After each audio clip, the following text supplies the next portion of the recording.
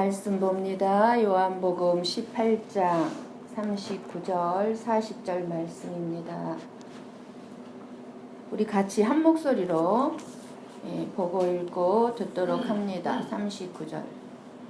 유월절이면 내가 너희에게 한 사람을 놓아주는 전례가 있으니 그러면 너희는 내가 유대인의 왕을 너희에게 놓아주기를 원하느냐 하니 그들이 또 소리질러 이르되 이 사람이 아니라 바라바라 하니 바라바는 강도였더라. 아멘. 아멘. 일주일 동안 어떻게 잘 지내셨습니까? 가을입니다. 그죠? 안연한 가을입니다. 여러분들의 마음 관리를 잘 해야 할 계절입니다. 가을이 돼서 이렇게 낙엽이 떨어지고 그러면은 마음이 우울해지죠. 그리고 가을에 많이 우리의 마음이 이렇게 흔들립니다. 봄에 흔들리는 게 아니라 그런 것 같아요. 그리고 쓸쓸해져요. 가을이면은. 그래서 괜히 슬프고 애로워져요. 또 엄마가 많이 생각나는 계절이 또 가을이죠. 제가 처음 서울에 와서 이렇게 자취를 하게 되는데 가을이 되면은 이렇게 날씨가 싸늘해지고 이렇게 아침 저녁으로 그러면은 이렇게 마음이 이렇게 싸하면서 애롭고 이렇게 엄마가 많이 이렇게 생각이 나요. 근데 이게 갈수록 더 그러는 것 같아요. 갈수록. 그래서 우리는 우리의 애로워지고 쓸쓸해지는 이 마음들을 잘 관리를 해야 되는 계절입니다. 그래서 잘 관리할 수 있는 방법은 딱 하나밖에 없습니다. 우리가 순간순간 주님을 만나는 기회로 삼으시면은 모든 것을 잘 관리할 수 있게 될 줄 믿습니다. 홍상이의 결혼을 준비하면서 이런 생각이 들었어요. 제가 31년 전에 결혼할 때 이제 결혼을 했으니 어른이 되는구나 하는 생각이 그때 결혼할 때 했었어요. 그런 생각을 하면서 어른스럽게 행동하고 살아야겠구나 하는 마음을 가지게 되었었는데 그리고 이제 결혼하고 나서 이제 아이들이 이제 태어났습니다. 그렇게 아이들이 태어날 때 내가 엄마가 되는구나 하는 생각을 하게 되니까 정말 이제 부모가 되는데 이제야말로 내가 어른이 되는구나 하는 생각을 하면서 아이들에게 어른다운 그런 삶의 모습을 보여줘야 되겠구나 하는 생각을 했던 것이 생각이 나요. 그런데 이제 그 아이들이 벌써 이렇게 이제 자라서 이제 결혼을 한다고 합니다. 그래서 이 결혼을 이제 준비하면서 이제야 내가 어른이 되는구나 또 이런 생각이 들더라고요. 며느리가 이제 어머니 하면서 이렇게 어른 대접을 하는 거예요. 이제 노인 대접 같이 느껴지는 거예요.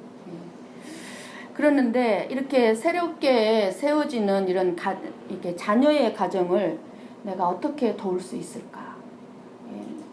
여러분들도 알고 있다시피 제가 뭐 경제적으로 물질적으로는 전혀 도울 수 없지 않습니까? 그런데 어떻게 내가 이 아이들을 도울 수 있을까? 이렇게 생각할 때 내가 더 많은 인생을 살아온 내가 정말 어른다운 삶을 살아가는 삶의 모습을 보여주면서 살아야 되겠구나 하는 그런 책임감이 더 생기더라고요.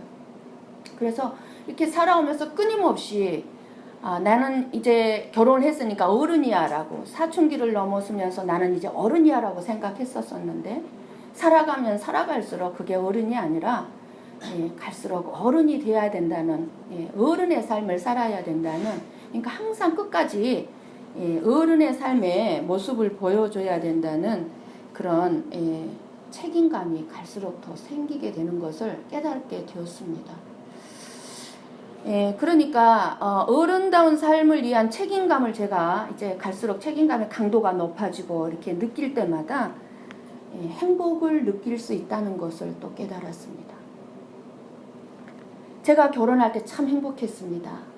사랑하는 남자, 그 남자의 정말 나만을 사랑해주는 그 엄청난 사랑, 시부모님의 사랑을 이렇게 받으면서 참 나는 행복하구나. 그래서 행복을 느꼈어요.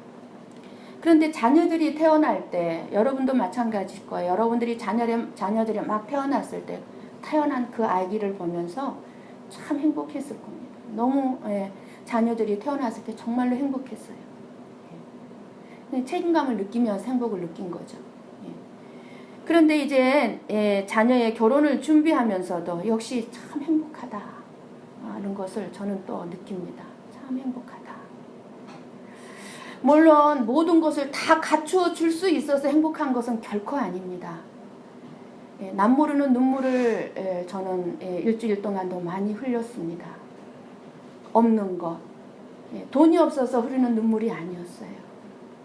그러나 없는 것이 있어서 흘리는 눈물이 있었고, 감사에 대한 흘리는 눈물이 있었고, 하나님이 지금까지 베풀어 주신 그 주님의 손길이 한 번도 나를 떠나지 않고 있었구나를 보게 되었습니다.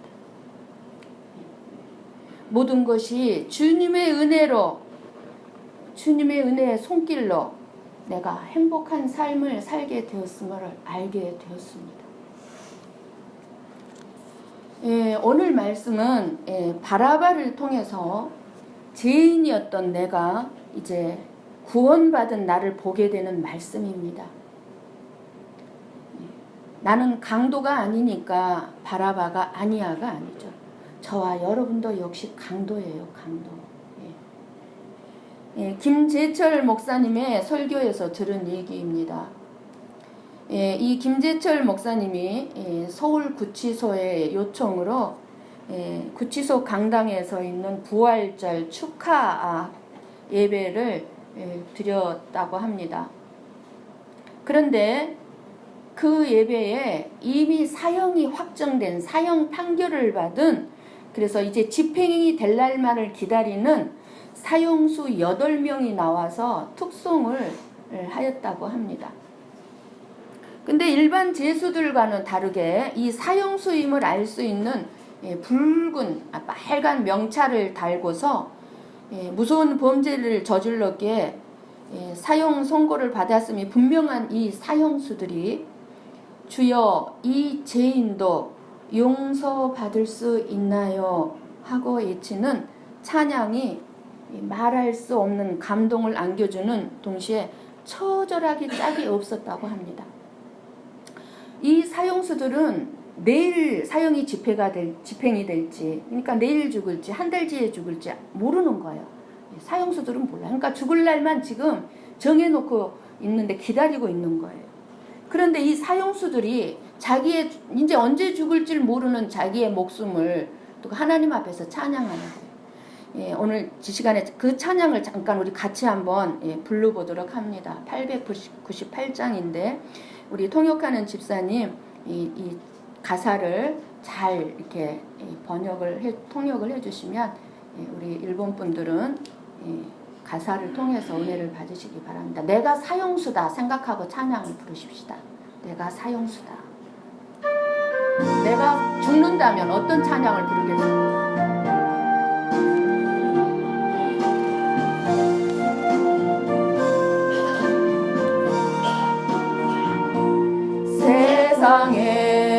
세상에서 방황할 때 나 주님을 몰랐네. 내 맘대로 고집하며 온갖 죄를 저질렀네.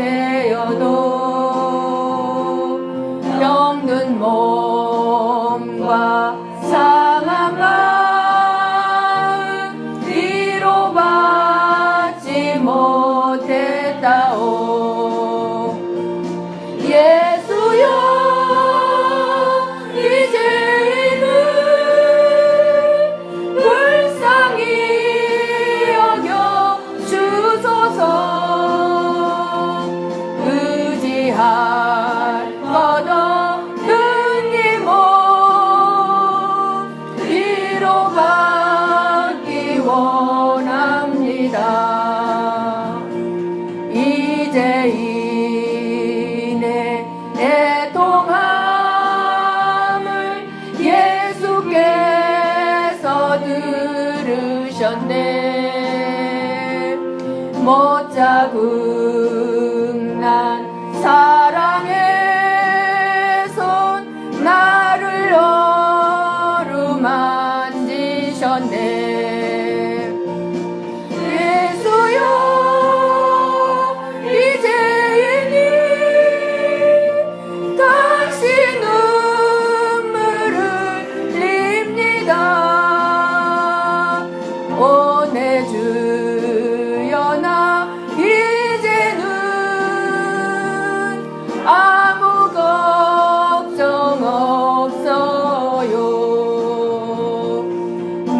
모든 죄 무거운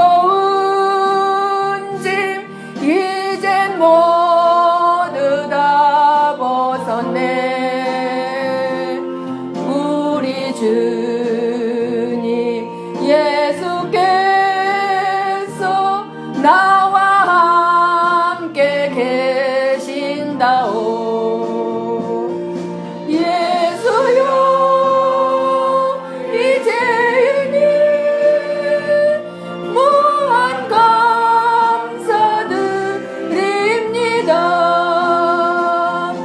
나의 몸과 영혼까지 주를 위해 바칩니다. 주를 위해 바칩니다.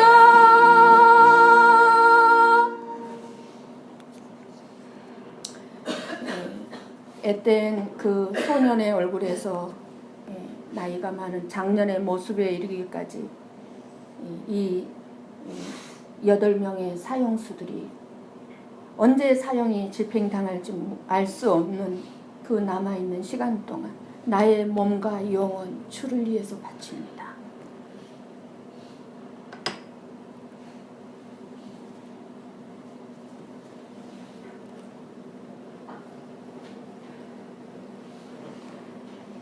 그런 결단하는 마음으로 찬양을 끝맺는 그 모습이 그렇게 비장해 보이고 아름다울 수가 없었다고 합니다.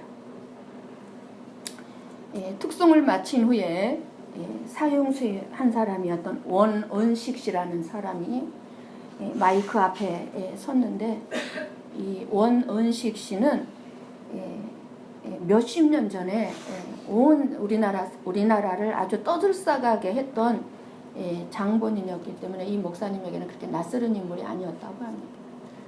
원주에서 한 직장에서만 20년을 다닐 정도로 그렇게 성실하고 착실했던 이 원현식 사형수는 어느 날 아내가 여호와의 증인에 빠져가지고 가정을 완전히 내팽개치기 시작하면서 심각하게 가정 불화를 겪게 되었다고 합니다.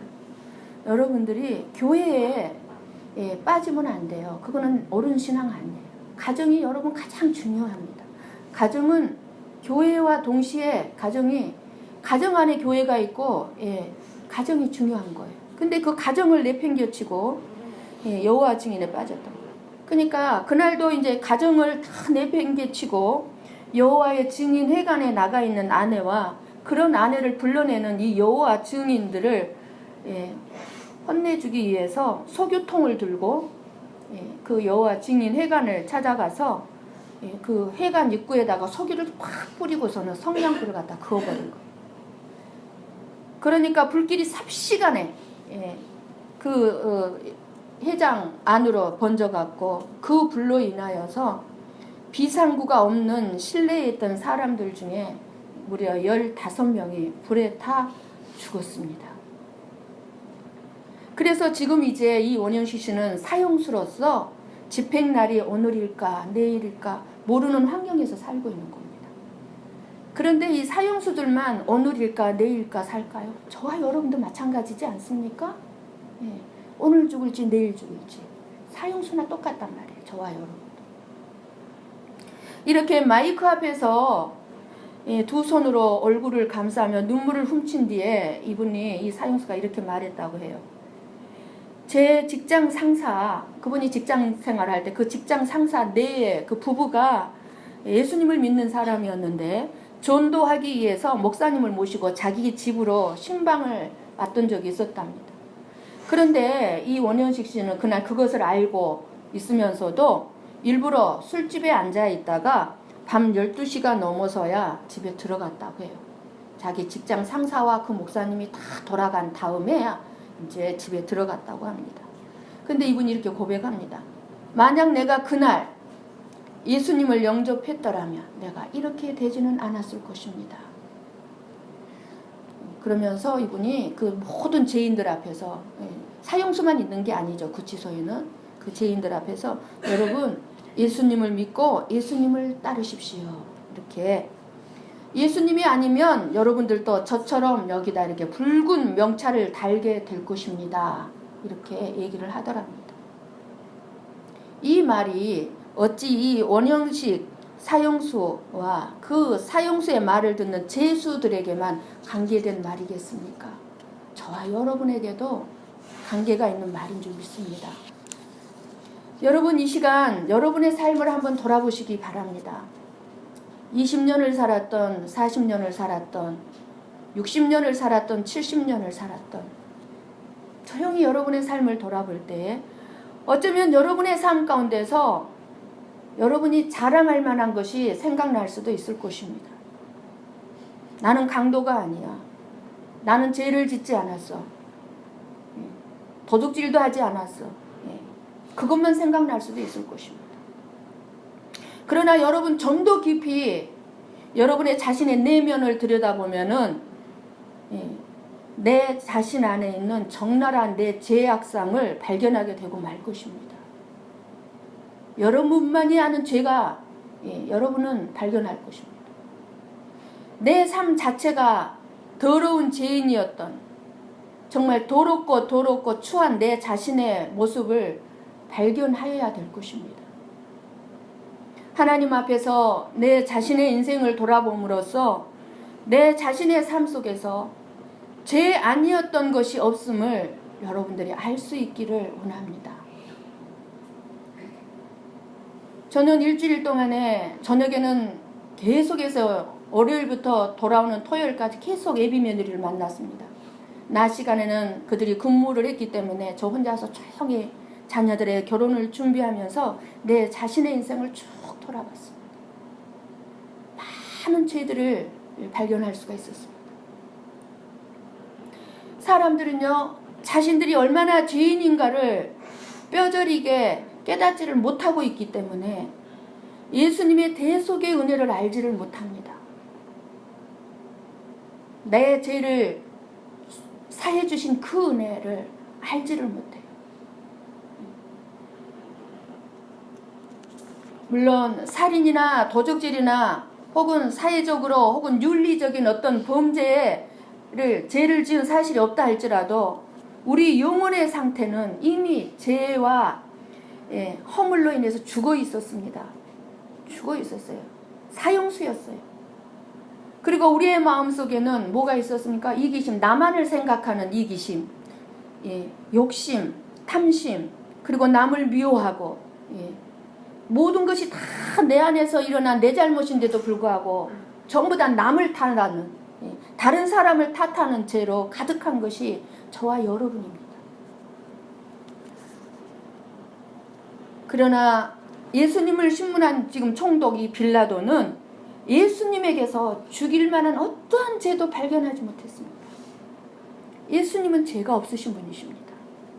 예수님은 남자의 씨를 받아서 이 세상에 오신 분이 아닙니다. 그러나 저와 여러분은 남자의 씨를 받아서 이 세상에 태어난 사람들, 그러니까 죄인일 수밖에 없죠. 그래서 6월절이면 죄수 한 명을 특명으로 풀어줄 수 있는 전례가 있음을 알고, 지금 우리나라도 그러죠. 광복절 특사 해가지고 모든 많은 죄인들을 대통령이 자기의 권한으로 풀어줍니다. 그런데 이때도 아마 이런 전례가 있었습니다. 그래서 빌라도는 자기의 권한으로 풀어줄 수 있는 이 권한이 있었어요. 그래서 이 빌라도는 예수님을 풀어주기 위해서 예수님을 고발한 유대인들에게 39절에 말을 합니다. 39절. 그죠? 6월절이면 내가 너희에게 한 사람을 놓아주는 전례가 있으니 그러면 너희는 내가 유대인의 왕을 너희에게 놓아주기를 원하느냐? 물어봐요. 선택을 해야 돼요. 그러니까 저와 여러분이 선택은 어떤 선택을 해야 되겠습니까? 이 빌라도 총독의 말이 떨어지기가 무섭게 유대인들이 이렇게 외쳤습니다. 40절입니다. 그들이 또 소리질러 이르되 이 사람이 아니라 바라바라 하니 바라바는 강도였더라. 유대인들은 예수님 대신에 바라바를 선택했습니다. 바라바는 강도였다고 말씀하고 있습니다. 바라바는 이때 당시에 사람을 죽이고 그리고 밀란을 일으키는 죄인이었다고 합니다. 그러므로 이 빌라도의 법정에서 이미 바라바는 사형 선고를 받았고 이미 이제 이 바라바는 십자가에 달려서 처형 당하게 되어 있습니다. 지금 우리가 앞서 서울구치소에 수감되어 있는 8명의 사형수와 똑같은 위치예요. 지금 바라바는. 그래서 이 바라바는 처형되기 위해서 끌려나갈 아침입니다. 그런데 그 아침에 이 바라바는 극적으로 석방을 받습니다. 죽임을 당하지 않게 되죠. 정말 상상할 수도 없는 일이 일어난 것입니다. 상상할 수도. 이 바라바는 이제 내가 살았구나. 살았어. 이게 어떻게 된 일이지? 어떻게 된 일일까? 내가 살았는데 살게 되었는데 이게 이제 어떻게 된 일일까? 어째서 이 나사렛 예수가 내가 져야 될 십자가를 지고 짊어지고 골고다로 가야 된단 말인가? 이렇게 생각하며 아마 바라바는 발걸음을 재촉하면서 골고다 언덕을 향해서 갔을 것입니다. 골고다로 향하면서 보니까 수많은 군중들이 예수님을 따라가면서 예수님을 십자가에 못 박으라고 소리를 치면서 따라갑니다. 예수님께서는 이렇게 바라바가 져야 할 십자가를 짊어지고 쓰러지고 넘어지면서 골고다로 향하고 있었습니다. 얼마 후 예수님은 벌거벗김을 옷 하나 시로라기 하나 걸침을 받지 못한 채 십자가에 눕혀서 양 손과 양 발에 대못이 박혔습니다. 그 장면을 볼 때 예수님의 그 양 손에 못이 박히고 양 발에 대못이 박힐 때 바라바의 마음은 어땠을 것 같습니까? 내가 그 십자가에서 양 손에 못이 박히고 내가 그 십자가에서 양 발에 못이 박혀야 되는데 예수님이 내 대신 지금 그렇게 십자가에 못이 박히고 있습니다. 바라바는 마음이 얼어붙었을 것입니다. 여러분의 마음이 얼어붙어야 돼요. 자기 발이, 자기 손이 십자가에 못 박혀야 되기 때문입니다. 얼마나 실감이 나겠습니까? 자신이 매달려야 될 그 십자가에서 왜 나사렛 예수께서 못 박혔습니까? 바라바는 꿈인지 생시인지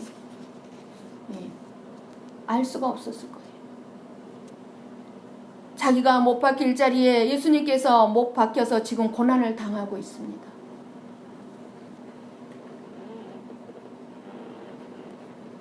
예수님께서 십자가에 못 박히신 그 은혜로 말미암아 자기가 죽을 자리에서 구원함을 받은 것입니다.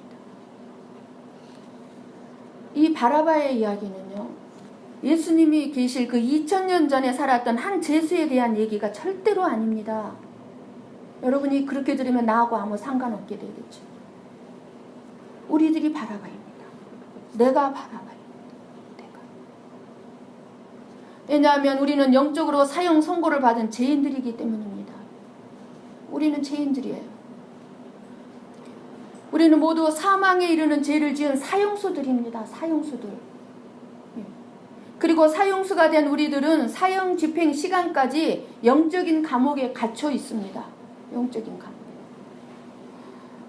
사람들은 이 세상 세속과 정욕의 감옥에 갇혀서 마귀의 포로가 되어 정욕을 따라 살다가 멸망하고 마는 것입니다.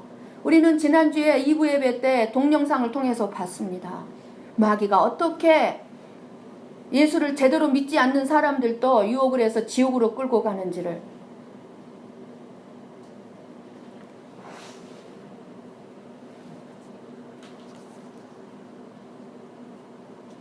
그런데 하나님이 저와 여러분을 사랑하셔서 독생자 예수님을 이 땅에 보내주셨습니다.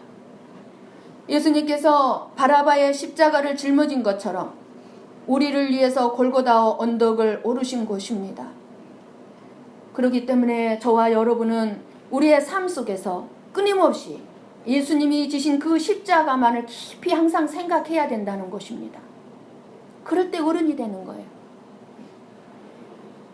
예수를 믿는 사람이 된다는 것, 교회에 오는 것이 아닙니다. 그 예수를 믿는 사람이 된다는 것, 그 자체가 어른이 되는 것을 의미하는 것입니다. 어른이 되는 것. 나이만 먹어가서 어른이 되는 것이 아닙니다. 성경은 우리를 성도라고 말합니다. 우리는 의로운 하나님의 자녀란 거룩한 신분을 얻은 저와 여러분들입니다. 우리는 그래서 예수님 안에서 성도가 되었기 때문에 이제 우리의 수준에 대한 맞게 수준에 맞는 어른다운 삶을 살아야 된다는 것입니다. 그런 책임감이 저와 여러분에게 있습니다. 그렇다면 어른이 될 수 있는 구체적인 방법이 무엇입니까? 자기를 부인하는 삶을 살아가는 것입니다. 내 욕심, 내 욕망을 제어할 수 있는, 거스릴 수 있는 사람만이 진리 되시고 길이 되시고 생명이 되시는 예수님을 우리가 매 순간 선택할 수가 있다는 사실입니다. 우리는 매 순간 선택을 하면서 살잖아요. 생각도 선택을 해야 돼요. 예수님께서 그러셨습니다. 너희가 나를 쫓으려면은 먼저 자기 십자가를 지고 자기를 부인하고 나를 쫓으라는 말씀의 의미입니다. 지하 볕이라고는 하나도 들지 않는 그 감옥에서 불러내어 이제 바라바는 광명한 빛을 보게 되었습니다. 어떻게 된 일인지 그 영문을 모른 채 이 바라바는 구원을 받았던 것입니다. 저와 여러분도 마찬가지예요. 우리가 구원받았을 때 여러분 아무것도 영문도 모른 채 구원을 받았어요. 그 뒤에 이 바라바가 어떻게 살았는지는 성경 말씀에는 기록이 전혀 없습니다. 우리는 바라바 같은 존재였고 지금도 마찬가지로 사랑하기보다는 미움이 내 마음속에 있는 그런 죄성이 완전히 사라지지 못한 삶을 살아가는 사람들인 것을 알 수 있습니다.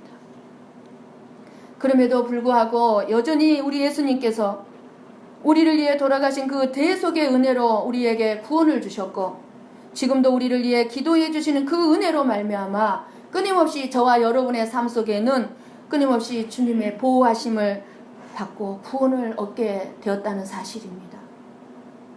우리는 바라바 사건을 통하여서 내가 누구인지를 알아야 합니다. 유대인과 조금도 다르지 않다는 것을 또한 알아야 합니다.